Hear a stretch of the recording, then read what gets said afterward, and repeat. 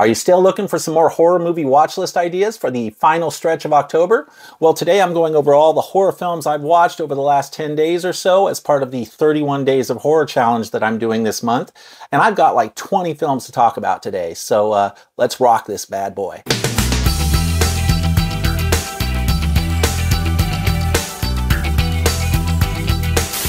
Hi everyone, how you doing? Welcome back. I'm Fuzz. Yeah, I know I am way late getting this update out. I intended to have it out a few days ago, but the good news is I've actually got a lot more films to talk about in this update than I did in previous updates because I'm covering more days. So if you're looking for some more ideas on horror movies to watch during this final stretch of October, you may actually find this video helpful. Now, for those of you who may be new to the channel, this is my third update video for the 31 Days of Horror challenge I've been doing this month. The goal was to watch at least 31 horror movies in 31 days, or really as many as I possibly can in the month beyond that 31. So I'm going to be going over all the horror movies I've watched since the last update, and then once I'm done with that, I'll take a quick look at the numbers and assess how I'm doing so far with this challenge this month and see if I'm on track to reach or surpass the goals I've set for myself. Okay, so in the last update video, I went over everything I watched through October 11th. So for this update, I'm going to be covering everything I watched from October 12th through October 21st. So yeah, this is a massive update, a lot of films to touch on here today. So I'm going to spare you guys a long drawn out intro today. I'm just going to get right into this list and show you guys what I've been watching. So let's do this. Okay, starting off with October 12th, I only had time to watch one movie that day, but it was an absolute classic, and that is George Romero's Day of the Dead. The third installment in the George Romero Living Dead franchise. This is a great film, great zombie apocalypse ride. Some George Romero fans actually even like this one more than Dawn of the Dead. I don't. I like Dawn of the Dead more, but I do think this is a fun film, and it's got some great social commentary and subtext in it as well, as you would expect from a George Romero film, of course. So not too much to say about this one. It's just a great film. So yeah, if by some chance you've never seen this classic, check it out at some point. Moving on next to Friday, October 13th.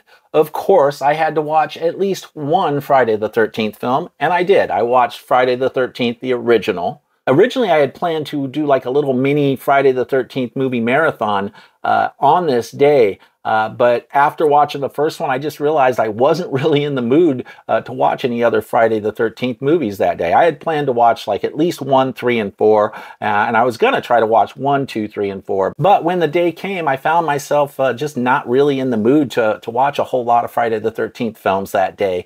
But I did pop on the first one. I figured I got to at least watch the first one, right? You got to do it. I mean, how often do we get a Friday the 13th? In October, right, during spooky season. So yeah, I had to pop on at least the first one, and of course it's a fun ride. You know, it's a classic. What can we really say about it, right?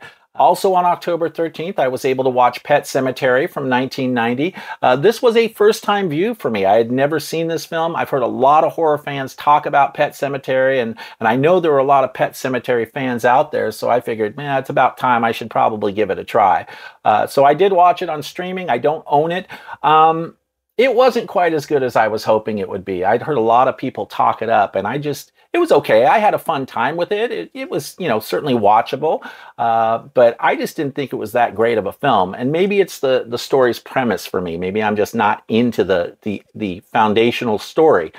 But yeah, I mean, I did have fun with it. I didn't dislike it, but I just didn't like it as much as I thought I would based on what I'd heard from other people talking about it. So, but I'm glad I got it under my belt. I'm glad I got around to finally watching it. I'm not sure if this is one I would actually buy on physical media for my own personal collection. You know, I liked it enough to check it out, but I don't know how many times I'd actually want to rewatch that one. I just wasn't that impressed with it, at least not relative to its reputation in the horror community, right? Like I said, a lot of people really like that one, and if you happen to love that one, great, more power to you. But you know, it wasn't one of my favorite ones that I watched during this update period.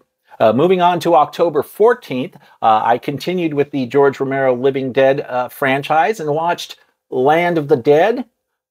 This one I actually really like. I know a lot of people don't care for it as much as the previous three installments of Night, Dawn, and Day. But personally, I actually like this one quite a bit. I thought it was a really entertaining film. You got Dennis Hopper here as a villain. You got John Leguizamo in this. It's got a good cast. It's a solid cast. I think it's a solid entry in this franchise. In fact, and this is going to be kind of controversial to some, but I actually like Land of the Dead more than Day of the Dead. I find it to be a more entertaining film than Day of the Dead, personally, right? Now, one thing I just found out recently is that there's actually another George Romero film coming out sometime next year, and it's actually a sequel to this one, or the next installment in the franchise after this. In this timeline, we never got to see anything beyond the events of this film. We never got to see what happened with the world after the events of this film. But apparently George Romero had, before he died, he made a full film called Twilight of the Dead, I think that's what it's called, that is going to be coming out, I think, early next year sometime, or sometime next year. So I'm really excited about that, to see where the world ended up after this. One thing I love about all these Romero films is they all kind of function as just little snapshots in time, right? They give you an idea through telling one story of kind of what the situation is in the country, what's going on in the world at the time of the events of those films. So each one of these Living Dead films in the Romero franchise, they're all like little snapshots of the state of things at that point. So I'm really looking forward to seeing where this country and world went after Land of the Dead. So knowing this, I actually had a lot of fun rewatching this time around, knowing that we were going to get another entry after this. But I love Land of the Dead. It's a fun film. I just think it's a really enjoyable ride. So if by some chance you've never seen this particular entry in the Romero franchise, I would recommend it. It's worth at least checking out just to see if you like it. Next up, also on October 14th, I watched Joyride. Little Paul Walker action there. Yeah, this was a good one. Now, I don't know if we would consider this an overtly horror film. It's very much a thriller, a very suspenseful thriller. But honestly, I consider most thrillers to be kind of a subgenre of horror anyway. So I tend to put most of the thrillers that I have in the horror section of my collection. But this was a first-time watch for me. I had never seen it before. I'd heard a lot of good things about it. And it was a fun, entertaining ride. I had a blast with it, and I highly recommend it if you've never gotten around to seeing this. This isn't any kind of like super gory film or anything like that. It's just got some great tension. It's very suspenseful, and if you like those kind of thrillers, you might actually dig this one. So yeah, give it a try.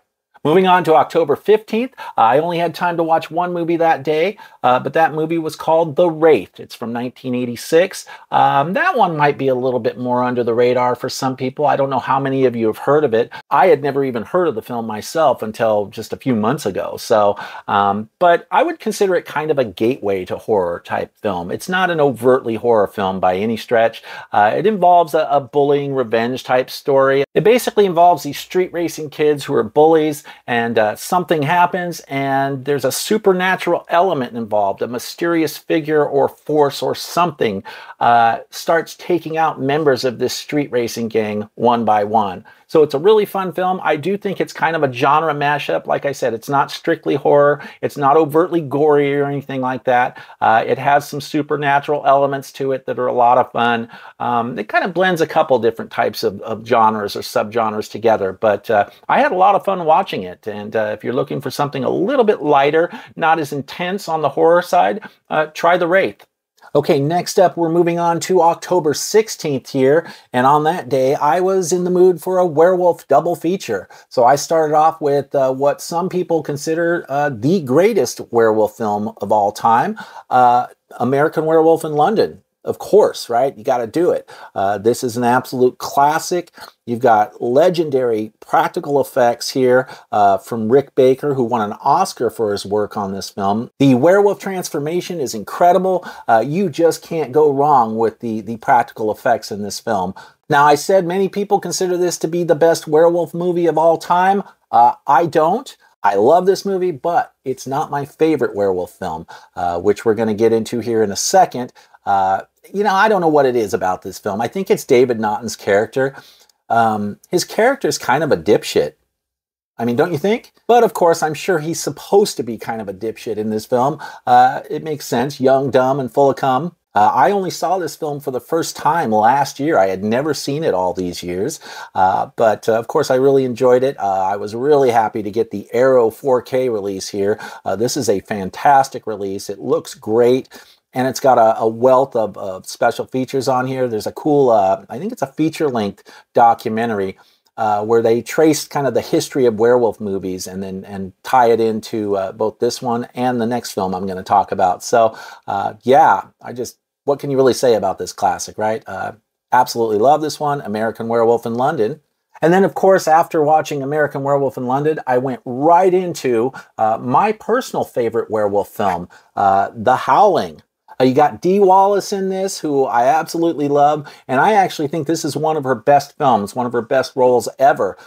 So I think she does a great job with this film. One thing about this film, and I will say the reason I like it more than American Werewolf is because I feel like this one has a little bit more substance to the story. I feel like this has a little bit better story. There's more to it, you know, there's more to sink your teeth into with this one. And the last 20-25 minutes of this film are awesome. I kind of feel like this one's a little bit more action-packed than American Werewolf. So yeah, the last 20-25 minutes of this film is just awesome. You can't go wrong with that. There's some great stuff that happens. And of course, the final scenes there, which I won't spoil for anyone who's never seen it. It's just great stuff. So yeah, I love this film. It's becoming a yearly watch for me. It's something that I'm starting to revisit every year now because I've probably seen this 3 or 4 times since I bought this 4K. Oh, and by the way, the Scream Factory 4K looks amazing on this. They did a great job. The film looks as good as it probably ever has. Probably better than it ever has, right? So yeah, if you've never seen The Howling by some chance, you definitely want to check this one out. It's a lot of fun. I have talked about it on this channel before because it comes up in a number of different lists and horror lists I've done. But yeah, love this one. Lots of fun. Moving on to October 17th, the first film I watched that day was Alligator from 1980. The great Robert Forster, who I think this is like his best role. Well, actually, I think Jackie Brown is his best role. But next to Jackie Brown, I would consider this Robert Forster's best role. This is a really fun movie. You got some great effects in this. If you're a big fan of creature flicks and you like things like Jaws and Piranha and whatnot, this is definitely one to check out. I have talked about this release on this channel before, and I've made the controversial statement in the past that I actually like this movie more than Jaws. I stand by that statement. I just feel like I connect with this film more than I do with Jaws for some reason. I'm not even sure why, but this one is just a film I've become very fond of. So if you've never seen Alligator, you definitely want to check it out. The 4K looks amazing, by the way. I'm not sure this one ever even got a Blu-ray release. I think it went from like DVD to 4K, right? I mean, there's a Blu-ray included in here as well. But yeah, it was. This one hadn't been given the attention it deserved for many years. So I was pleased to see Scream Factory put this film out. Also on October 17th, I watched another classic from 1978, Invasion of the Body Snatchers. Got a little Donald Sutherland here, Brooke Adams, Jeff Goldblum. Leonard Nimoy's in this. Yeah, absolute classic. I had never seen this film prior to buying it last year. I watched it last year for the first time, and you know, I was in the mood to give it another spin this year. So, but yeah, I really enjoy this one. This has got some great stuff in it, and I don't know how much I can really say about this. You guys know I don't like to get into the story too much when I talk about these films. But yeah, just great stuff. The 4K looks great. You got a Kino Lorber 4K there. Yeah, they did a great job on the 4K. No complaints at all. So yeah, if you've never seen, I'm covering up the title there. If you've never seen Invasion of the Body Snatchers, you definitely want to check this one out. It's a classic. Okay, now we're on October 18th, and I was in the mood for another creature flick. So I chose 1978's Piranha, directed by Joe Dante again, who also directed The Howling. This is a fun film. I saw this film last year for the first time when I bought this 4K, when this 4K first came out. And I was in the mood to give it another spin and kind of reassess it and see what I thought of it. One thing about this film, I was struck by just how many really dumb characters are in this film. Stupid people, right? Which I suppose is par for the course for horror movies, right? I mean, it's not uncommon for horror movies to have a lot of really dumb, stupid characters in them. And I have a theory that they do that intentionally so that you won't feel bad for them when they get taken out by the killer. Well, this is one of those films that I think is no exception to that norm, right? Some of the people in this, some of the characters in this are just not very bright. And in some cases, they seem almost so ridiculously dumb that you really root for them almost to get killed off. In this case, of course, you're rooting for them to get all chomped up by a bunch of killer piranha. So yeah, some of the characters in this are a little questionable, but it's still a fun ride. You can still have a lot of fun with it. There's plenty of piranha carnage in this. So if you've never seen this one, I would definitely check it out. 4K, it looks absolutely solid. No complaints there about this. I wouldn't call it like a reference 4K or anything, but it was certainly very serviceable, and this 4K got the job done for sure. Next up, also on October 18th, I rewatched X. With the intention of being able to go in and see Pearl right after this, which I didn't get to. So I have Pearl, but I've never seen it. I've only seen X, and I've been meaning to watch Pearl. I was like, well, it's been a while since I first saw X, so I thought I should give this one another spin and check it out again just to kind of refresh my memory. But then after watching this, I found I wasn't really in the mood to move on to Pearl next. And part of the reason for that is that I'm just not a big fan of like period type films. So Pearl, for that reason, seemed less appealing to me. I'm very much looking forward to Maxine, and I love this director. I think Ty West is great. He's definitely got, you can see a lot of his old school horror influences in this one for sure. When I first saw this movie, I didn't really care for it that much, right? I should say, I was a little disappointed. I liked the movie, but I didn't like it as much as I thought I would.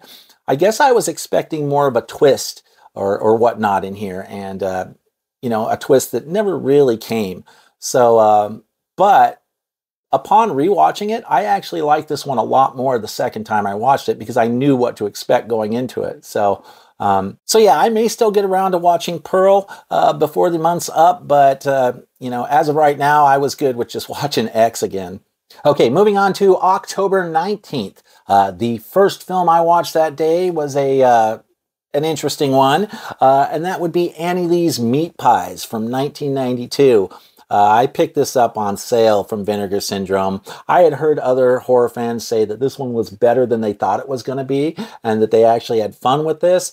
I didn't have quite the same reaction. To me, I was actually hoping it would be better than it actually was, and it just wasn't. It's it's very much a B movie. The acting is not great, although you do have Karen Black in here, and you have Pat Morita, Mr. Miyagi. He actually is in this one as well. So it wasn't a totally bad movie. There were definitely some things about it that I got a kick out of, but overall, it just wasn't quite as good as I was hoping for. And in retrospect, I'm not sure I would have bought this knowing what I know now. Having seen the movie now, I'm not sure I would have picked this up from Vinegar Syndrome. But, your own mileage may vary. If you like those kind of schlocky, low budget type, over-the-top horror type flicks, you might find this one compelling. But personally, it just wasn't as good as I was hoping for. Now, don't get me wrong, I wasn't expecting some masterpiece out of this, right? Let's be realistic here. I never went into this expecting some great film, but I was at least hoping it would be one of those films that was like so bad it's good, right? And that's kind of what I thought I was getting into. And this one was it just wasn't good. It just wasn't that great. It's watchable, but just barely as far as I'm concerned. So yeah, Annie Lee's Meat Pies, not as good as I was hoping. Also on October 19th, I had to revisit one of my favorite John Carpenter films. I've talked about a ton on this channel, The Fog. Got this great Scream Factory 4K here. Absolutely love this film. And that night, after watching the disaster that was Annie Lee's Meat Pies, I needed something. I definitely needed more of a comfort film to follow that up with. And so, of course, I chose The Fog. This is another one that's becoming like a yearly rewatch for me. I love this film. Love the atmosphere in this. And The funny thing is, every time I watch it, I like it even more. So, you know, aside from like The Thing and Halloween, whatever, this is actually one of my favorite John Carpenter films. In fact, I think it ranked as like second on my list, just under The Thing. So that's how much I love this film. It ranks rather high for me in John Carpenter's catalog. I'm sure many of you have seen this one before, so I don't know how much I can really say about it, but if by some chance you've never gotten around to checking this one out, it's definitely one I would strongly recommend. You know, it's not a overly gory film or anything like that. It's more about the atmosphere and the spookiness and the creepiness than gore, and for some people it might be a little slower, right? I actually like that whole slow burn thing. That is something that I find very appealing in the horror genre when I encounter like a slow burn horror. I love that kind of stuff. So anyway, yeah, The Fog, that was the other film I watched on the 19th. On October 20th, I actually watched 4 films that day, so that was a big one. And I started off the day with The Gate from 1987. This was a great film, and this is a little lighter than I usually go for, maybe a little more family-friendly than I usually prefer with my horror. I tend to like a little bit more edge to my horror, but this was a really fun film, and no regrets at all watching this one. It's definitely one I would recommend as kind of a gateway horror type film. Like The Wraith was kind of a gateway horror film. Yeah, The Gate is very much a really solid gateway horror film for those who are maybe not all in on horror, or maybe young ones who are just getting into horror. I really enjoyed this one. It had some great stop motion animation, great effects. You could definitely see kind of a Poltergeist type vibe and a lot of Spielberg influence, and maybe even some Tobe Hooper influence in how the film was made. There was a lot of stuff there that just hit all the right notes in terms of delivering on that, how can we say, kind of the American suburban slice of life type vibe that Spielberg was, you know, known for. Yeah, I would say this film actually has that kind of vibe to it. It's very much got that suburban slice of life, Americana vibe. If you've got some younger ones at home that you're looking to introduce to the horror genre, this might be a great choice to start them out with. You know, it's PG-13 horror, which, like I said, usually I don't go for PG-13 horror as much, but this was just a really well done film. Plus, it was cool to see Stephen Dorff in such a young role. I think he was only like 13 or something like that when he made that film. I had never seen him in a role that early on in his career before, so that was kind of interesting. In fact, at first, I didn't even recognize it was Stephen Dorff. You know, I wasn't paying attention to the credits or anything. I just popped the movie on. I think I watched it on Shudder, and you know, I was just watching. I was like, this kid looks familiar. Like he looked really familiar to me, but I couldn't quite place him. And so I looked it up. And of course, when I saw it was Stephen Dorff, I was like, holy shit, that's kind of cool. So yeah, anyway, The Gate, fun film. I would say it's a good one to introduce kids to, you know, maybe between the ages of, I don't know, 9, 10, 11, 12, somewhere in there. Depending on the parent, of course, everyone's different. For reference, I let my son watch John Carpenter's original Halloween when he was right around the time he had just hit 12 years old. And this film, The Gate, is one I probably would have let him watch, you know, maybe when he was like 9 or 10. I mean, there's a few images in there that might be a little disturbing to really young ones, but aside from that, you know, it's a PG-13 movie. There's not a whole lot of gore or anything in that. It's more on the spooky, creepy side than the gore side. So yeah, if you're in the mood for some lighter, more family-friendly-ish type of horror, I would definitely recommend checking out The Gate. By the way, if you're enjoying the content on this channel, do me a favor and please consider subscribing to the channel, and don't forget to hit that notification bell as well so you can be alerted when I'm posting videos that you might be interested in. And also don't forget to like the video as well. It really helps with the channel's visibility, with the algorithm and whatnot. Thanks so much for your support. I really appreciate it. Also on October 20th, I watched Maniac Cop from 1988.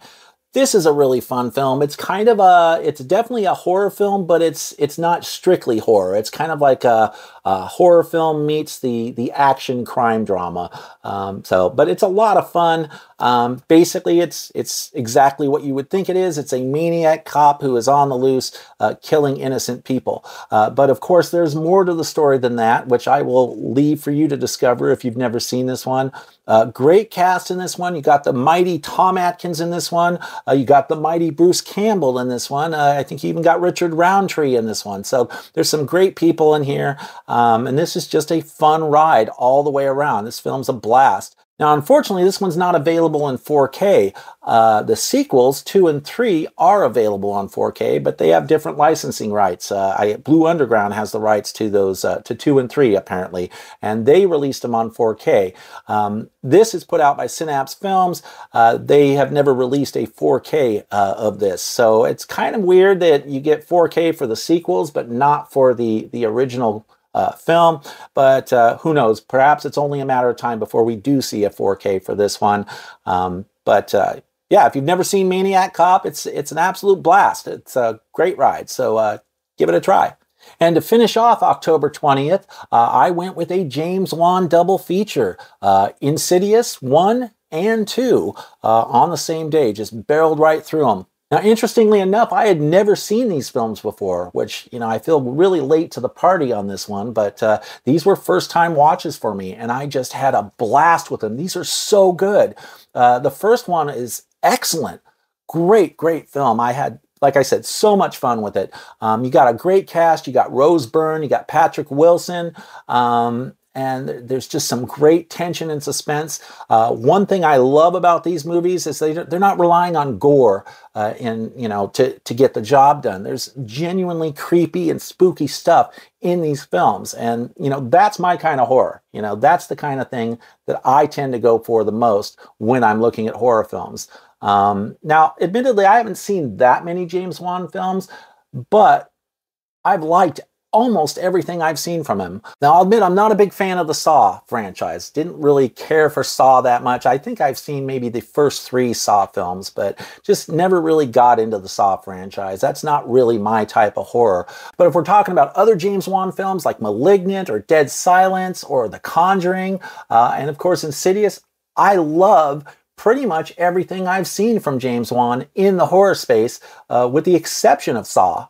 So yeah, I would say I'm becoming a big James Wan fan. This guy just absolutely knows how to make a damn good horror movie. So if by some chance you've never seen Insidious or Insidious 2, and you're a big fan of atmospheric, spooky horror, you definitely want to check these films out. They're awesome.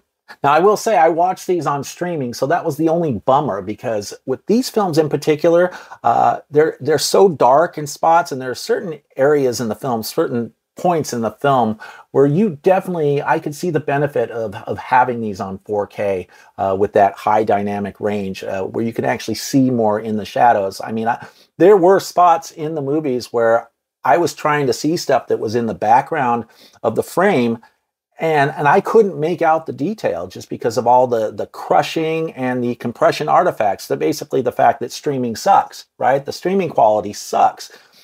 So after watching these films, I was like, yeah, I am definitely going to be buying these on at least Blu-ray, but I know only the first one is available on 4K. But in watching the stream of these, I was like, yeah, I am definitely going to be picking up the first one on 4K, just to get the better image quality that I couldn't get with streaming. You know, that's one of the great things about 4K and HDR is that it allows you to see more of what's happening, more detail in the darker scenes of a film.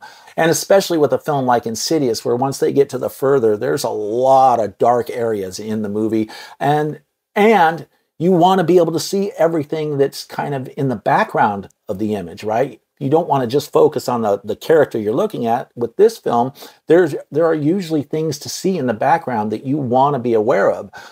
So it's just too hard to see everything that's going on when you're watching a crappy stream. So I will definitely be picking up the first one on 4K at some point. And hopefully they'll be releasing at least a couple of the others in 4K as well.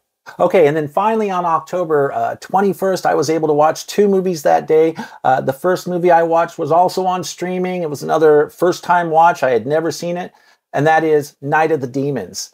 Now, I've heard a lot of people talk up this film. This was a huge blind spot in my horror knowledge, so I definitely wanted to get it under my belt this time around. And I found it to be a really fun film. It's a, you know, kind of a schlocky, cheesy, demonic possession type deal where these kids are going and partying in a house, and some weird stuff starts to go down in that house. So this came out in 1988. I know that Scream Factory just released a 4K of this, as well as the sequels. I've not checked those out, of course. I'm not sure if I'm going to pick it up or not. I'll probably buy the first one eventually on 4K, but I'm not in any hurry to do it. I enjoyed the film, but it wasn't something that I felt like was necessarily essential to my collection, at least at this point. My perspective could change in a year or something. I could decide in 6 months or a year that, oh yeah, I definitely got to have this one in my collection. But based on this first time viewing, I enjoyed the film, but I'm kind of on the fence as to whether or not I want to pick it up or not. But I did have fun with this film, and of course you can't go wrong with Linnea Quigley, right? So yeah, if you've never seen Night of the Demons, check it out at some point.